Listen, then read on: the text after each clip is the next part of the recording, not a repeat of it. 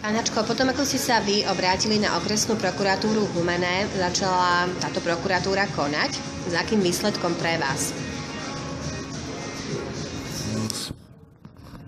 Výsledok prokuratúry bol pre mňa priaznivý a podľa mojich predstav, a to som si predstavoval, že mal konať ten vyšetrovateľ. Daný prípad bol tomu predošlému vyšetrovateľovi odobratý a bol pridelený nový vyšetrovateľ, ktorému prokurátor nariadil prizvať súdneho znalca z oblasti ekonomie, ktorý mal zistiť, či v deň, kedy som mal nárok na vyplatenie odstupného, či ten nový štatutár mal peniaze na účte. Čiže to vyšetrovanie sa začalo uberať úplne iným smerom. Vy máte už nejaký výsledok, teda čo polícia zistila a či vás o tom aj informovali? Najdôležitejší výsledok, ktorý mám, je ten, že odstupné mi vyplatené bolo. Ako? Kým? Kedy? Bolo vyplatené odstupné Počas priebehu vyšetrovania, ktoré ešte nie je ukončené?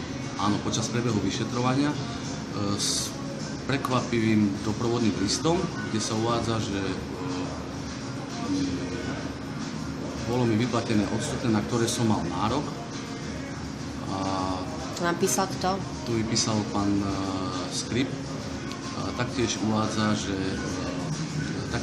v tom doprovodnom liste, že keďže bolo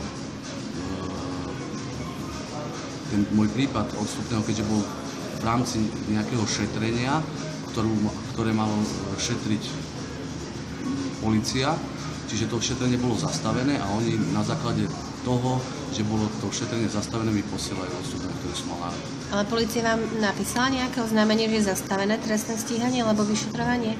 Nie, nedostal som nič, ani som nevedel, že nejaké šetrenie bolo.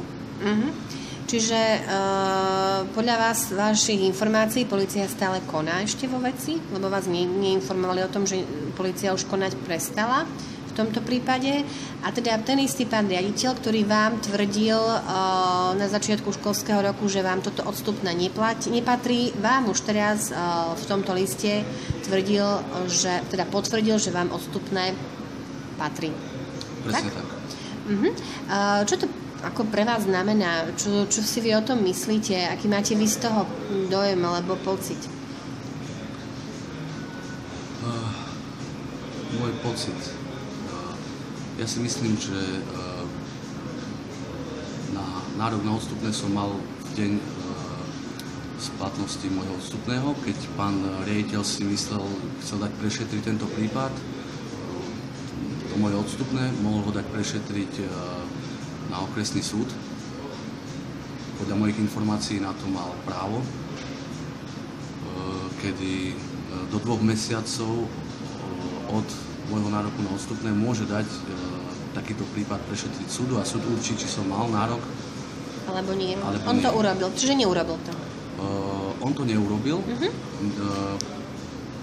Polícia, niekto dal niečo na políciu, neviem, čo dal a kto dal, ale myslím si, že polícia s tým nemala nič spoločné. To znamená, že v podstate sa týmto jeho počinom potvrdilo to vaše tvrdenie, kedy ste vy hovorili o tom, že máte legitímny nárok na vyplatenie odstupného. Tak? Presne tak.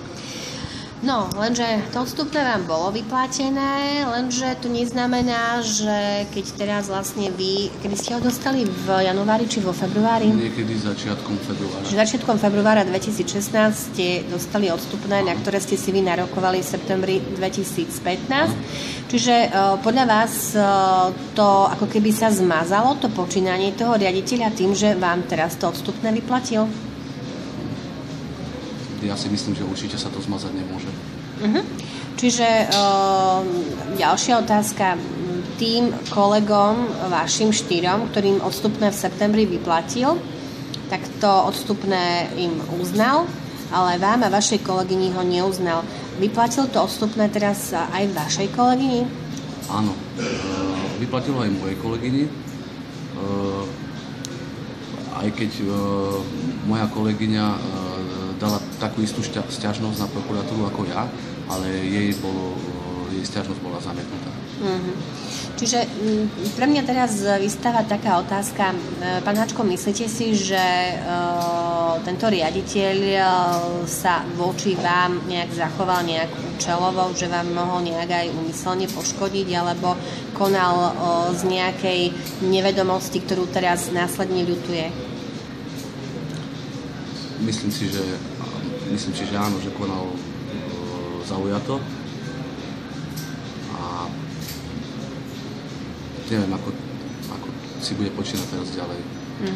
On vám, my ste mi teraz spomínali ešte v tom predchádzajúcom rozhovore, že on vám tam s nejakým spôsobom informoval o tom, že on nejak ľutuje, že takým spôsobom voči vám postupoval.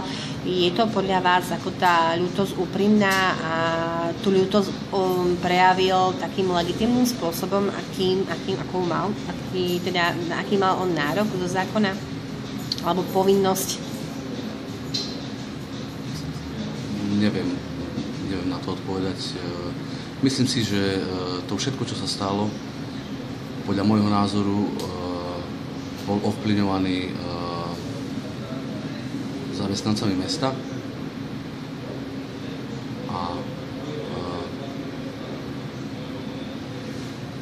Čiže vy ste boli osoba, ktorá sa ešte predtým, ako sa základná škola ulica 1. mája zrušila, vy ste boli tým človekom, ktorí teda aktívne vystupovali na podporu alebo na obranu bývalého riaditeľa pána Štofíka.